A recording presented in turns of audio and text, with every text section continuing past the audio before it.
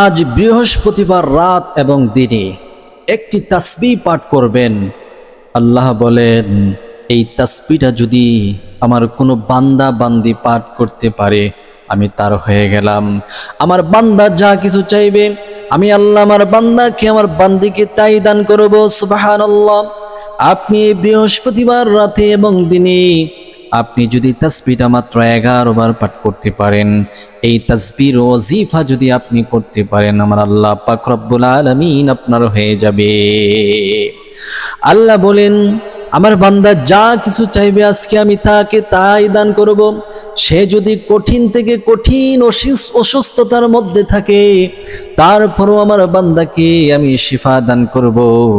লক্ষ কোটি টাকাও যদি সেই ডাক্তারের কাছে ব্যয় করে অথবা ওষুধ পরীক্ষা কিনে সেই হাজার হাজার টাকা ব্যয় করতেছে, কিন্তু আজকের এই বৃহস্পতিবার রাত্রে অথবা দিনে এই তাসবিহটা যদি পাঠ করতে পারে কোনো বান্দা বান্দি, আমি আল্লাহ তাআলা তার সব হাজতগুলা পূর্ণ করে দিব।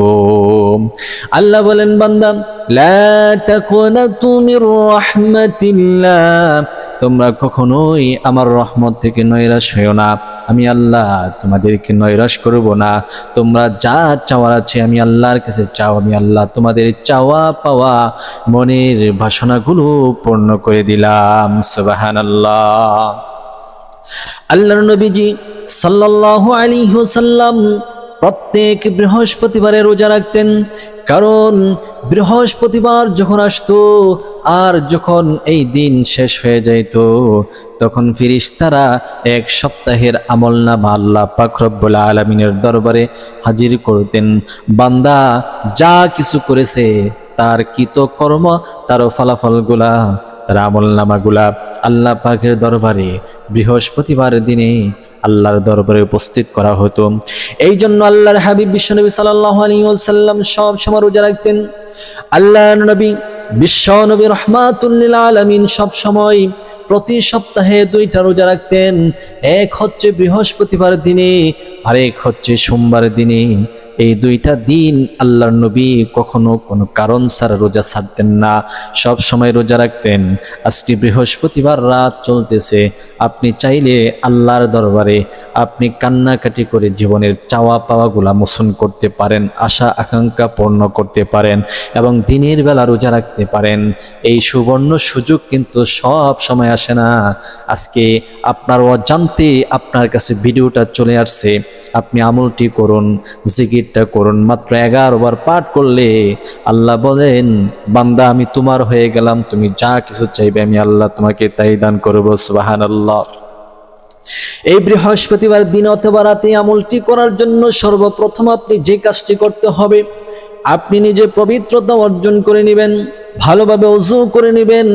পবিত্রতা অর্জন করার ক্ষেত্রে সতর্কতা অবলম্বন করতে হবে, যেন আপনি পবিত্রতা অর্জন করতে গিয়ে যেন বেখিয়াল হয়ে অপবিত্র না থেকে যান। অনেকে আছেন ওযুর সময় কথা বলেন, আরেকজনের সঙ্গে কথা বলেন, অথবা অন্য দিকে আপনার মনোযোগ থাকে কিন্তু ওযুর দিকে আপনার মনোযোগ থাকে না, যার ফলে আপনার খেয়ালটা অন্য দিকে চলে যাওয়ার কারণে ওযুর যে ফরজ অঙ্গ প্রত্যঙ্গগুলা আছে সেগুলো সহিভাবে দৌত করা হয় না, যার ফলে আপনার ওযু হয় না। ওযুর যে ফরজ অঙ্গ আছে, চুল পরিমাণ শুকনা থাকলে আপনার ওযু হবে না, ওযু না হলে আপনার ইবাদত হবে না, আল্লাহর দরবারে আপনার ইবাদত গ্রহণযোগ্য হবে না। এই জন্য পবিত্রতা হচ্ছে আপনি খুব সতর্কতার সহিত পবিত্রতা অর্জন করে নেবেন। যখন ওযু করবেন আউযু বিল্লাহি মিনাশ শাইতানির রাজিম পাঠ করবেন, বিসমিল্লাহির রহমানির রহিম বলে ওযু আরম্ভ করবেন। এর মধ্যে আল্লাহ তাআলা আপনার ওযুর মধ্যে বারাকা দান করবে। ওযুর পানির সঙ্গে সঙ্গে আপনার ওযুর অঙ্গ প্রত্যঙ্গ থেকে জীবনের কৃত সকল গুনাহগুলো আল্লাহ তাআলা ধুয়ে মুছে পরিষ্কার করে দিবে। এবং আরেকটি লাভ হচ্ছে মৃত্যুর পরে আল্লাহ তাআলা আপনাকে জান্নাত দিবে। যদি আপনি সহিভাবে ওযু করতে পারেন, আপনার জিন্দেগির গুনাহগুলো আল্লাহ তাআলা ক্ষমা করে দিবে, মৃত্যুর পরে জান্নাত দিবে, কারণ আপনার জীবনে কোনো গুনাহই থাকবে না। এই ওযুর পানির সাথে ঝরে ঝরে সমস্ত গুনাহগুলো ঝরে যাবে। ওয়াসিউন নজর, যাদের অন্তরের চক্ষু আল্লাহ তাআলা যাদেরকে দান করেছেন, ওযুর সঙ্গে যে গুনাহ ঝরে ঝরে যায় সেগুলো দেখতে পারেন। এমনই ইমাম আবু হানিফা রাহমাতুল্লাহি আলাইহি একদিন দেখতে পাইলেন যে ড্রেন দিয়ে অনেকগুলা মানুষ ওযু করতেছেন, কিন্তু ওযুর পানির সঙ্গে মা বাবার নাফরমানি করা গুনাহ ঝরে ঝরে যাইতেছে। ইমাম আবু হানিফা রাহমাতুল্লাহি আলাইহি তালাশ করতে লাগলেন, কে রে এমন হতভাগা পিতামাতার সঙ্গে বেয়াদবি করে আসছে আর ওযু করতেছে, ওযুর সঙ্গে গুনাহগুলা দৌত করে চলে যাচ্ছে। ইমাম আবু হানিফা তালাশ করে দেখলেন একজন যুবক, সে ওযু করতেছে। তাকে জিজ্ঞেস করলো, কি বাবার বাবা, তুমি কি আজকে তোমার পিতামাতার সঙ্গে রাগারাগি করেছ, তাদের সাথে খারাপ আচরণ করেছ? সেই স্বীকারোক্তি আসলো যে হ্যাঁ, এই জন্যই তো তুমি ওযু করতেছ। তোমার ওযুর সঙ্গে তোমার পিতামাতার সঙ্গে যেই তুমি তর্ক করেছিলে, অবাধ্য হয়েছিলে, সে গুনাহগুলো ওযুর পানির সঙ্গে দৌত করে চলে যাচ্ছে। এই দেখেন, ওসিউন নজর আল্লাহ তাআলা যাদেরকে দান করছেন, তারা অন্তরের চক্ষু দেখে, তাদের অন্তরের চক্ষু দ্বারা তাদের গুনাহগুলা, অন্যের গুনাহগুলা তারা দেখতে পারে। এই জন্য যখন ওযু করবেন, সহিভাবে ওযু করবেন, জীবনের গুনাহগুলো আল্লাহ তাআলা ওযুর অঙ্গর সাথে ধুয়ে মুছে পরিষ্কার করে দিবে। যখন ওযু করে ফেলবেন, কালিমায়ে শাহাদাত পাঠ করবেন, আশহাদু আল্লা ইলাহা ইল্লাল্লাহু ওয়াহদাহু লা শারীকা লা ওয়া আশহাদু আন্না মুহাম্মাদান আবদুহু ওয়া রাসূলুহু। আল্লাহর নবী বিশ্বনবী রাহমাতুল লিল আলামিন বলেন, যারা ওযুর পরে কালিমায়ে শাহাদাত পাঠ করবে, আমার আল্লাহ পাক রব্বুল আলামিন তাকে জান্নাত দিবেন, তার জন্য জান্নাত ওয়াজিব হয়ে যাবে। সুবহানাল্লাহ। এমন জান্নাত দিবেন, জান্নাতের 8টি দরজা তার জন্য খোলা থাকবে, যে কোনো দরজা দিয়ে সে জান্নাতে প্রবেশ করতে পারবে, কোনো বাধা থাকবে না। সুবহানাল্লাহি ওয়া বিহামদিহি। ভাগ্যবান তো ওই সমস্ত ব্যক্তিরা যারা ওযুর পরে কালিমায়ে শাহাদাত পাঠ করে কখনোই ছাড়ে না। সুবহানাল্লাহ। এরপরে ওযু করে পবিত্র বিছানাতে বসবেন, বসে 3 বার ইস্তিগফার আদায় করবেন। আস্তাগফিরুল্লাহ রাব্বি মিন কুল্লি যামবিন ওয়া আতুবু ইলাইহি, আস্তাগফিরুল্লাহ রাব্বি মিন কুল্লি যামবিন ওয়া আতুবু ইলাইহি। এই ইস্তিগফার আপনি 3 বার পাঠ করবেন। আপনার জীবনের সমুদয় গুনাহগুলা সামনে রেখে তওবার নিয়তে যখন ইস্তিগফার পাঠ করবেন, মহান আল্লাহ তাআলা আপনার জীবন জিন্দেগির সমস্ত গুনাহগুলো ক্ষমা করে দিবে। দ্বিতীয় নাম্বার হচ্ছে, ইস্তিগফার পাঠ করার পরে নবীজি সাল্লাল্লাহু আলাইহি ওয়াসাল্লামের শানে দুরূদ শরীফ পাঠ করবেন। আল্লাহর হাবিব বিশ্বনবী রাহমাতুল লিল আলামিন বলেন, কোন বান্দা বান্দি যখন তার অন্তরে আমার মহাব্বত ধারণ করে মাত্র একবার দুরূদ পাঠ করবে, আমার আল্লাহ তাআলা তার আমলনামার মধ্যে 10টা রহমত দান করবেন এবং 10টা গুনাহ ক্ষমা করে দিবেন। ওই দিন তার মৃত্যু হলে আল্লাহ তাআলা তাকে বিনা হিসাবে জান্নাত দিবেন। সুবহানাল্লাহ।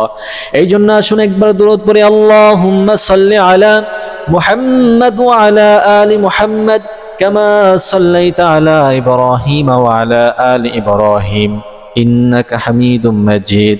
আল্লাহুম্মা বারিক আলা মুহাম্মাদ ওয়া আলা আলি মুহাম্মাদ কামা বারাকতা আলা ইব্রাহিম ওয়া আলা আলি ইব্রাহিম ইন্নাকা হামিদুম মাজিদ। এরকম ভাবে আপনি 3 বার অথবা 7 বার 11 বার দুরূদ পাঠ করবেন। আল্লাহর রাসূল সাল্লাল্লাহু আলাইহি ওয়াসাল্লামের শানে যতবার দুরূদ পড়বেন ততবারই আপনার ভালো, আপনার মর্তবা বাড়তে থাকবে, উপরের দিকে উঠতে থাকবে। যখন ইস্তিগফার আর দুরূদ পাঠ করা হবে তখন এই দোয়াটা পাঠ করবেন, এই জিকিরটা করবেন। আল্লাহ তাআলা বলেন, বান্দা যখন এই জিকির পাঠ করে আমি তার হয়ে যাই, সুবহানাল্লাহি ওয়া বিহামদিহি সুবহানাল্লাহিল আযীম ওয়া বিহামদিহি আস্তাগফিরুল্লাহ ওয়া আতুবু ইলাইহি। এই জিকির, এই ওয়াজিফা যখন আপনি বৃহস্পতিবার রাত অথবা দিনে যে কোনো সময় মাত্র 11 বার পাঠ করবেন, আল্লাহ বলেন, বান্দা তুমি কি চাও, আমি তোমার সকল চাওয়া পাওয়া পূর্ণ করে দিব।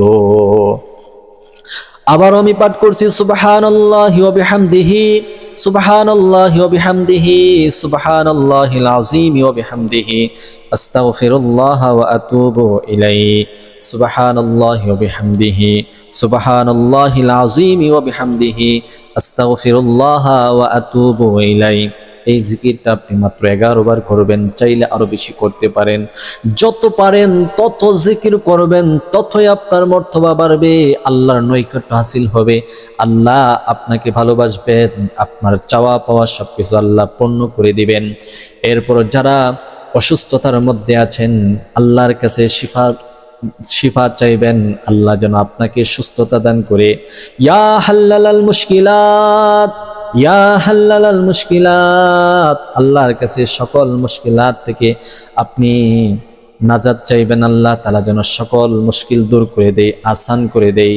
এরপরে ইয়া শাফিয়াল আমরাদ, অসুস্থতা থেকে দোয়া করবেন, ইয়া শাফিয়াল আমরাদ, আল্লাহর কাছে দোয়া করলে বৃথা যাবে না কখনোই, আল্লাহ কখনো না কখনো আপনার এই দোয়ার ফসল আপনাকে দান করবে। সুবহানাল্লাহ।